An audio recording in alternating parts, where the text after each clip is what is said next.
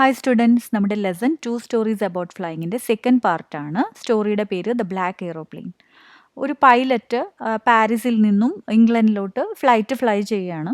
ഇംഗ്ലണ്ടാണ് അദ്ദേഹത്തിൻ്റെ original place, അവിടെയാണ് അദ്ദേഹത്തിൻ്റെ ഫാമിലിയൊക്കെ. പാരീസ് വർക്ക് പ്ലേസ് ആണ്. അപ്പോൾ പാരീസിൽ നിന്നും ഇംഗ്ലണ്ടിലോട്ട് പോകുന്ന വഴിക്ക് തുടക്കത്തിൽ യാത്രയൊക്കെ വളരെ സ്മൂത്ത് ആയിരിക്കും. പക്ഷേ പെട്ടെന്ന് ഫ്രാൻസിൽ വെച്ചിട്ട് വെതർ ചേഞ്ച് ആവുകയും സ്കൈ ഒക്കെ ഭയങ്കര ക്ലൗഡി ആകുകയും അദ്ദേഹത്തിന് മുന്നോട്ട് യാത്ര ചെയ്യാനായിട്ട് ഭയങ്കര ഡിഫിക്കൽട്ടി ഫീലിംഗ് ഉണ്ടാവും.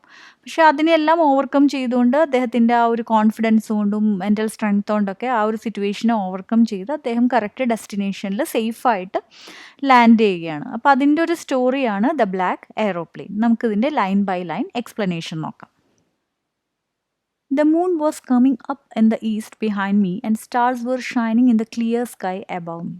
അദ്ദേഹം യാത്ര സ്റ്റാർട്ട് ചെയ്യുമ്പോൾ മൂൺ അദ്ദേഹത്തിൻ്റെ ബിഹൈൻഡിലായിട്ട് ഈസ്റ്റ് സൈഡിലുണ്ടായിരുന്നു. സ്റ്റാർസ് ഒക്കെ ഷൈൻ ചെയ്തുകൊണ്ട് വളരെ ഒരു ക്ലിയർ സ്കൈ ആയിരുന്നു. അതായത് വളരെ പ്ലസൻ്റ് ആയിട്ടുള്ളൊരു വെതർ ആയിരുന്നു എന്നാണ് അദ്ദേഹം പറഞ്ഞു വയ്ക്കുന്നത്. There was in a cloud in the sky.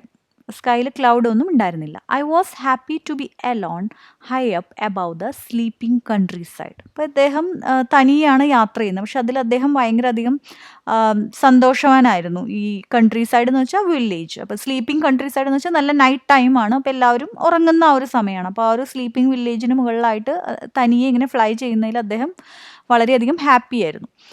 I was flying my old Dakota aeroplane over France back to England. അപ്പോൾ അദ്ദേഹത്തിൻ്റെ ഫ്ലൈറ്റിൻ്റെ പേരാണ് ഡെക്കോട്ട എന്നുള്ളത്. അപ്പോൾ ഫ്രാൻസിൽ കൂടെയാണ് ഇപ്പോൾ ഫ്ലൈറ്റ് പോയിക്കൊണ്ടിരിക്കുന്നത്. ഇംഗ്ലണ്ടിലോട്ടാണ് പോകുന്നത്. I was dreaming of my holiday and looking forward to being with my family. അപ്പോൾ അദ്ദേഹം പോകുമ്പോൾ വളരെയധികം എക്സൈറ്റഡ് ആണ്. കാരണം ഇംഗ്ലണ്ടിൽ അദ്ദേഹത്തിൻ്റെ ഫാമിലി ഉണ്ട്. അപ്പോൾ ആ ഹോളിഡേ ഫാമിലിയായിട്ട് സ്പെൻഡ് ചെയ്യുന്നതിനെ കുറിച്ചിട്ടൊക്കെ ഡ്രീം ചെയ്തുകൊണ്ടാണ് അദ്ദേഹം യാത്ര ചെയ്യുന്നത്. I looked at my watch 1:30 in the morning. അപ്പോൾ അദ്ദേഹം വാച്ചിൽ നോക്കി, മോർണിംഗ് 1:30 ആണ് time. I should call Paris control soon I thought. ഇപ്പോൾ പൈലറ്റ്സ് ആണ്, അവർ ഈ കൺട്രോൾ റൂമായിട്ട് ഇടയ്ക്കിടയ്ക്ക് കോൺടാക്ട് ചെയ്യും. അപ്പോൾ പാരീസ് കൺട്രോൾ റൂമായിട്ട് അദ്ദേഹത്തിന് കോൺടാക്ട് ചെയ്യണമെന്ന് തോന്നുകയാണ്.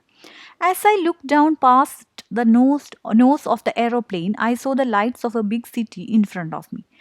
നോസ് ഓഫ് ദ എയ്റോപ്ലെയിൻ എന്ന് വെച്ചാൽ front part of the aeroplane. അപ്പോൾ അതിലൂടെ ഇങ്ങനെ താഴോട്ട് നോക്കിയപ്പോൾ മുന്നിലായിട്ട് ലൈറ്റ്സ് ഒക്കെ ഓണായിട്ട് നല്ലൊരു ബിഗ് സിറ്റി അദ്ദേഹത്തിന് കാണാൻ കഴിഞ്ഞു. I switched on the radio and said, Paris control Dakota DS088 here, can you hear me, I am on my way to England over. ഇപ്പോൾ കൺട്രോൾ റൂമിലോട്ട് വിളിച്ചിട്ട് അപ്ഡേറ്റ്സ് ഒക്കെ കൊടുക്കുകയാണ്. പാരീസ് കൺട്രോൾ, ഇത് ഡെക്കോട്ട DS088 ഫ്ലൈറ്റ് ആണ്, നിങ്ങൾക്ക് എന്നെ കേൾക്കുന്നുണ്ടോ, ഞാൻ ഇംഗ്ലണ്ടിലോട്ട് പോയിക്കൊണ്ടിരിക്കുകയാണ്. The voice from the radio answered me immediately. അപ്പോൾ അവിടുന്ന് റിപ്ലൈ വരാണ്, DS088 I can hear you, you ought to turn 12 degrees west now, DS088 over. അപ്പോൾ ഇൻസ്ട്രക്ഷൻ കൊടുക്കുകയാണ് ഇനി എങ്ങനെയാണ് ട്രാവൽ ചെയ്യേണ്ടത്. അപ്പോൾ 12 degree വെസ്റ്റിലോട്ട് ടേൺ ചെയ്തിട്ട് ഇനി ട്രാവൽ ചെയ്യാനായിട്ട് ഇൻസ്ട്രക്ഷൻ കിട്ടുകയാണ്. I check the map and the compass, switched over to my second and last fuel tank and turned the Dakota 12 degrees west towards England. അപ്പോൾ അദ്ദേഹത്തിൻ്റെ കയ്യിൽ റൂട്ട് മാപ്പ് ഒക്കെ ഉണ്ട്. അതൊക്കെ ഒന്നും കൂടെ ചെക്ക് ചെയ്തു. കോമ്പസിൽ ഇങ്ങനെ ഡയറക്ഷനൊക്കെ കാണിക്കും. അപ്പോൾ അതൊക്കെ ഒന്നും കൂടെ ചെക്ക് ചെയ്തിട്ട് ഫസ്റ്റ് ഫ്യൂവൽ ടാങ്ക് യൂസ് ചെയ്ത് തീർന്നിട്ടുണ്ടായിരിക്കണം. അപ്പോൾ സെക്കൻഡ് ഫ്യൂവൽ ടാങ്കിലോട്ട് സ്വിച്ച് ചെയ്തു. എന്നിട്ട് അദ്ദേഹം ഇൻസ്ട്രക്ട് ചെയ്ത പോലെ 12 degree വെസ്റ്റിലോട്ട് ടേൺ ചെയ്തിട്ട് ഇംഗ്ലണ്ടിലോട്ടുള്ള യാത്ര തുടർന്നുകൊണ്ടിരിക്കുകയാണ്. I will be in time for breakfast I thought. അപ്പോൾ ബ്രേക്ക്ഫാസ്റ്റിന് വീട്ടിലെത്തും എന്ന് അദ്ദേഹം ചിന്തിക്കുകയാണ്. A good big English breakfast. അപ്പോൾ അദ്ദേഹത്തിൻ്റെ ആ ഒരു ഹോംലി ബ്രേക്ക്ഫാസ്റ്റ് ഒക്കെ സ്വപ്നം കാണുകയാണ്. Everything was going well, it was an easy flight. അപ്പോൾ എല്ലാം നല്ല സ്മൂത്തായിട്ടാണ് പോയിക്കൊണ്ടിരിക്കുന്നത്. വളരെ ഈസി ആയിട്ടുള്ള ഒരു നല്ല സ്മൂത്ത് ആയിട്ടുള്ള ഒരു ട്രാവലാണിതെന്ന് അദ്ദേഹം ഇങ്ങനെ മനസ്സിൽ കരുതുകയാണ്.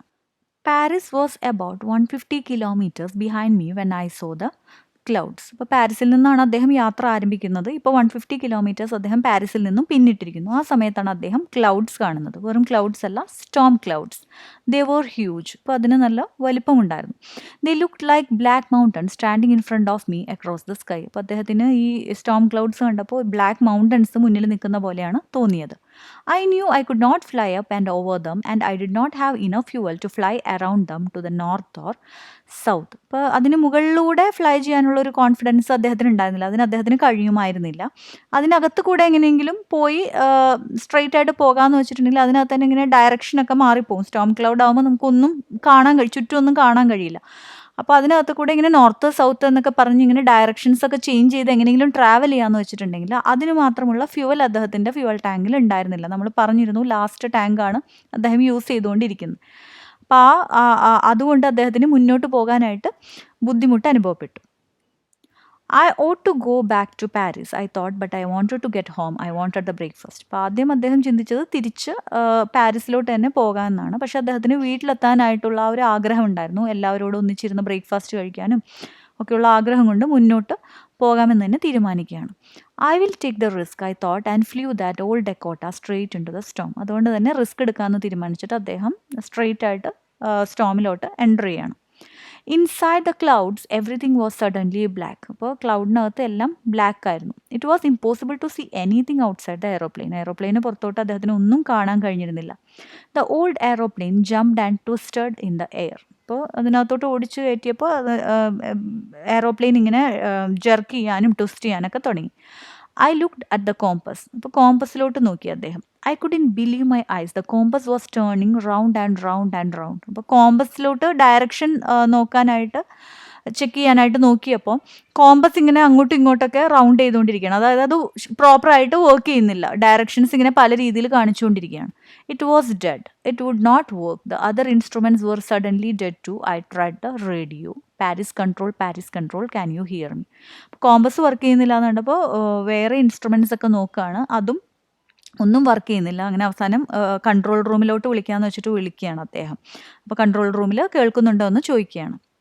There was no answer. അപ്പോൾ അവിടെ നിന്നും ഒരു മറുപടിയില്ല. The radio was dead too. റേഡിയോയും വർക്ക് ചെയ്യുന്നില്ല.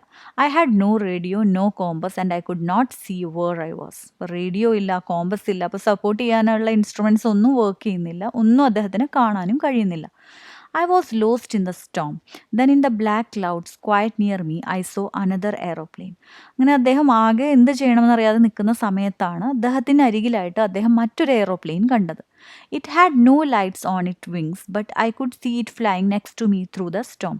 അപ്പോൾ അതിൻ്റെ വിങ്സിൽ ലൈറ്റ്സ് ഒന്നും ഉണ്ടായിരുന്നില്ല. പക്ഷെ അദ്ദേഹത്തിന് കാണാൻ കഴിഞ്ഞു. അദ്ദേഹത്തിൻ്റെ തൊട്ടരികിലൂടെ അതിങ്ങനെ പറന്നുകൊണ്ടിരിക്കുകയാണ്.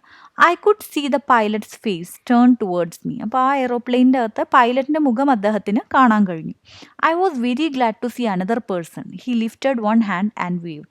അപ്പോൾ പെട്ടെന്ന് ആ ഒരു ഒറ്റപ്പെട്ട സാഹചര്യത്തിൽ മറ്റൊരു എയ്റോപ്ലെയിനും അതിനകത്തൊരു പൈലറ്റ് അദ്ദേഹത്തെ ഇങ്ങനെ നോക്കിക്കൊണ്ടിരിക്കുന്നുണ്ട്. അപ്പോൾ അത് കണ്ടപ്പോൾ ഇദ്ദേഹത്തിന് സന്തോഷമായി. അപ്പോൾ he lifted one hand and waved. അപ്പോൾ അതിനകത്തെ പൈലറ്റ് ഇദ്ദേഹത്തെ കൈ ഉയർത്തി കാണിച്ചിങ്ങനെ കൈ വേവ് ചെയ്തു. Follow me, he was seeing. Follow me. അപ്പോൾ ഫോളോ ചെയ്യാനായിട്ട് അദ്ദേഹം ഇങ്ങനെ ഇൻസ്ട്രക്ട് ചെയ്യുകയാണ് മറ്റേ എയ്റോപ്ലെയിനിലെ pilot. He knows that I am lost. I thought he is trying to help me. അപ്പോൾ അദ്ദേഹത്തിന് മനസ്സിലായിട്ടുണ്ടായിരിക്കണം ഇദ്ദേഹം ഇങ്ങനെ വളരെ ബുദ്ധിമുട്ടിക്കൊണ്ടിരിക്കുകയാണ് മുന്നോട്ട് പോകാനായിട്ട്. അതുകൊണ്ടായിരിക്കണം ആ പൈലറ്റ് ഇദ്ദേഹത്തെ ഹെൽപ്പ് ചെയ്യുന്നത്. He turned his aeroplane slowly to the north in front of my Dakota so that it would be easier for me to follow him. അപ്പോൾ മറ്റേ എയ്റോപ്ലെയിനിലെ പൈലറ്റ് അദ്ദേഹത്തിൻ്റെ എയ്റോപ്ലെയിൻ നോർത്ത് ഡയറക്ഷനിലോട്ട് പതുക്കെ ടേൺ ചെയ്തു. എന്നിട്ട് ഇദ്ദേഹത്തിൻ്റെ ഡെക്കോട്ട എയ്റോപ്ലെയിനിൻ്റെ മുന്നിലായിട്ട് ട്രാവൽ ചെയ്യാൻ തുടങ്ങി. I was very happy to go behind the strange aeroplane like an obedient child. അപ്പോൾ ആ പരിചയമില്ലാത്ത എയ്റോപ്ലെയിൻ്റെ പുറകിലായിട്ട് വളരെ ഒബീഡിയൻ്റ് ആയിട്ടുള്ള ഒരു കുട്ടി ഇങ്ങനെ അനുസരിച്ച് പോകുന്ന പോലെ ഇദ്ദേഹം പോകാൻ തുടങ്ങി. After half an hour the strange black aeroplane was still there in front of me in the clouds. ഇപ്പോൾ ഒരു അരമണിക്കൂറിന് ശേഷവും ഈ സ്ട്രേഞ്ച് ബ്ലാക്ക് എയ്റോപ്ലെയിൻ ഇദ്ദേഹത്തിൻ്റെ മുന്നിലായിട്ട് തന്നെ ഇങ്ങനെ ഫ്ലൈ ചെയ്തുകൊണ്ടിരിക്കുന്നുണ്ട്. Now there was only enough fuel in the old Dakota's last tank to fly for 5 or 10 minutes more. അപ്പോൾ ഈ ഡെക്കോട്ടയുടെ ഫ്യൂവൽ ടാങ്കിൽ വളരെ കുറച്ച് ഫ്യൂവലേ ഇനി അവശേഷിക്കുന്നുള്ളൂ. മാക്സിമം ഇനി ഒരു 5 or 10 minutes മാത്രമേ ഇനി അതിന് ട്രാവൽ ചെയ്യാൻ കഴിയുള്ളൂ. I was starting to feel frightened again. അപ്പോൾ പൈലറ്റിന് ഒന്നും കൂടെ ഭയമായി തുടങ്ങി. ആരെങ്കിലും ഇനി മുന്നോട്ടുള്ള വഴി കാണിച്ചാൽ തന്നെ ഫ്യൂവൽ തീർന്നു പോവുകയാണെങ്കിൽ ഇനി മുന്നോട്ട് യാത്ര ചെയ്യാൻ കഴിയില്ല. But then he started to go down and I followed through the storm. അപ്പോൾ മറ്റേ എയ്റോപ്ലെയിനിലെ പൈലറ്റ് പതിയെ താഴോട്ട് പോകാൻ തുടങ്ങി. അപ്പോൾ ഇദ്ദേഹവും അദ്ദേഹത്തെ ഫോളോ ചെയ്യാൻ തുടങ്ങി. Suddenly I came out of the clouds and saw 2 long straight lines of lights in front of me. പെട്ടെന്ന് തന്നെ അദ്ദേഹം ആ ക്ലൗഡിന് പുറത്തോട്ട് വന്നു. അപ്പോൾ അദ്ദേഹത്തിന് മുന്നിലായിട്ട് ഇങ്ങനെ ലൈറ്റ്സ് ഒക്കെ കാണാൻ കഴിഞ്ഞു. അതായത് ക്ലൗഡിനകത്ത് ഭയങ്കര ഇരുട്ടായിരുന്നു. ഒന്നും തന്നെ അദ്ദേഹത്തിന് കാണാൻ സാധിക്കുന്നുണ്ടായിരുന്നില്ല. പക്ഷേ ഇങ്ങനെ ലൈറ്റ്സ് ഒക്കെ കണ്ടു തുടങ്ങിയപ്പോൾ മനസ്സിലായി എന്തോ ഒരു സേഫ് ആയിട്ടുള്ള സ്ഥലത്തോട്ട് എത്തി തുടങ്ങിയെന്ന്. It was A runway N airport I was safe. അദ്ദേഹത്തിന് മനസ്സിലായത് ഒരു റൺവേ എന്ന് വെച്ചിട്ടുണ്ടെങ്കിൽ എയ്റോപ്ലെയിൻസ് ഒക്കെ ടേക്ക് ഓഫും ലാൻഡൊക്കെ ചെയ്യുന്ന സ്ഥലം, എൻ എയർപോർട്ട്. അപ്പോൾ എയർപോർട്ടിലെത്തി അദ്ദേഹം സേഫ് ആണെന്നുള്ളത് അദ്ദേഹത്തിന് മനസ്സിലായി. I turn to look for my friend in the black aeroplane but the sky was empty. അപ്പോൾ തന്നെ പെട്ടെന്ന് തന്നെ അദ്ദേഹം കൂടെ ഉണ്ടായിരുന്ന ആ ഒരു പ്ലെയിനും അതിനകത്തുണ്ടായിരുന്ന പൈലറ്റിനെയൊക്കെ നോക്കി. പക്ഷേ സ്കൈയിൽ അങ്ങനെയൊന്നും ഒരു സാധനം കാണാൻ കഴിഞ്ഞില്ല. ദർ വാസ് നത്തിങ് ദർ, അവിടെ ഒന്നും തന്നെ ഉണ്ടായിരുന്നില്ല. The black aeroplane was gone. അപ്പോൾ ആ എയ്റോപ്ലെയിൻ എവിടേക്കോ പോയി എന്നുള്ളത് അദ്ദേഹത്തിന് മനസ്സിലായി. I could not see it anywhere. I landed and was not sorry to walk away from the old Dakota near the control tower. അപ്പോൾ സേഫായിട്ട് അവിടെ അദ്ദേഹം ലാൻഡ് ചെയ്യാണ് ഫ്ലൈറ്റ്. എന്നിട്ട് അതിൽ നിന്നും പുറത്ത് കിടക്കാനായിട്ട് അദ്ദേഹത്തിന് ഒരു വിഷമവും തോന്നിയില്ല. കാരണം എത്രയും പെട്ടെന്ന് ആ ഫ്ലൈറ്റിനകത്ത് നിന്നും പുറത്ത് കിടക്കണമെന്നായിരുന്നു അദ്ദേഹത്തിൻ്റെ ആഗ്രഹം. എന്നിട്ട് അദ്ദേഹം കൺട്രോൾ ടവറിന് അരികിലേക്കായി പോയി. I went and asked a woman in the control center where I was and who the other pilot was. അപ്പോൾ അവിടെ കൺട്രോൾ സെൻറ്ററിലിരിക്കുന്ന ഒരു സ്ത്രീയുടെ അടുത്ത് ചോദിക്കുകയാണ് മറ്റേ പൈലറ്റ് എവിടെ പോയി എന്ന് ചോദിക്കുകയാണ്. I wanted to say thank you. അദ്ദേഹത്തിനെ കാണുകയാണെങ്കിൽ അദ്ദേഹത്തിന് താങ്ക് യു പറയണം. She looked at me very strangely and then laughed. അപ്പോൾ അത്ഭുതത്തോടു കൂടി ഈ സ്ത്രീ ഇയാളെ നോക്കുകയും ചിരിക്കുകയും ചെയ്തു. Another aeroplane up there in the storm. മറ്റൊരു എയ്റോപ്ലെയിനോ ആ സ്റ്റോമിനകത്ത്. No other aeroplanes were flying tonight. അപ്പോൾ വേറെ ഒരു എയ്റോപ്ലെയിനും ഈ രാത്രിയിൽ ആ ഒരു റൂട്ടിൽ ഫ്ലൈ ചെയ്തിട്ടില്ല. Yours was the only one I could see on the radar. Radar എന്ന് വെച്ചിട്ടുണ്ടെങ്കിൽ ഫ്ലൈറ്റിൻ്റെയൊക്കെ ലൊക്കേഷനും ഈ ഷിപ്സിൻ്റെ അങ്ങനത്തെ ഒക്കെ ലൊക്കേഷൻ അറിയാനായിട്ടുള്ള ഒരു ഇൻസ്ട്രുമെൻ്റ് ആണ്. അപ്പോൾ അതിനകത്ത് ഈ ഒരു ഫ്ലൈറ്റ് മാത്രമാണ് ആ റൂട്ടിൽ കാണാൻ കഴിഞ്ഞത്. വേറൊരു ഫ്ലൈറ്റും തന്നെ ഉണ്ടായിരുന്നില്ലെന്ന് ഈ സ്ത്രീ ഇദ്ദേഹത്തിൻ്റെ അടുത്ത് പറയുകയാണ്. So who helped me to arrive there safely without a compass or a radio and without any more fuel in my tanks? അപ്പോൾ ഇദ്ദേഹം ചിന്തിക്കുകയാണ് പിന്നെ ആരാണ് ഈ റേഡിയോവും കോമ്പസും ഫ്യൂവലും ഒന്നും ഇല്ലാതിരുന്നിരുന്ന ആ ഒരു അവസ്ഥയിൽ ഇദ്ദേഹത്തെ ഇത്രയും സേഫായിട്ട് ഇവിടെ അറൈവ് ചെയ്യാനായിട്ട് ആരാണ് ഹെൽപ്പ് ചെയ്തത്?